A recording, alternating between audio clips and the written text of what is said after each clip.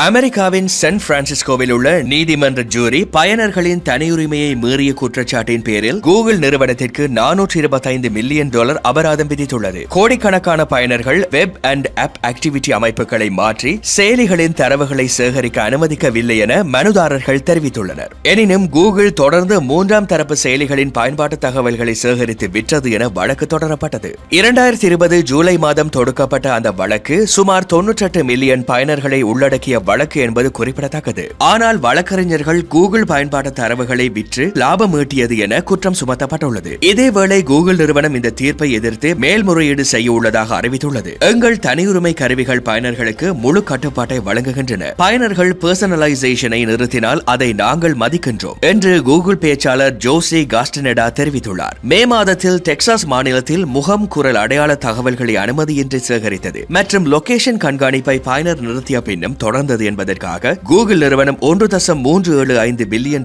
செலுத்த ஒப்புக்கொண்டது என்பது குறிப்பிடத்தக்கது.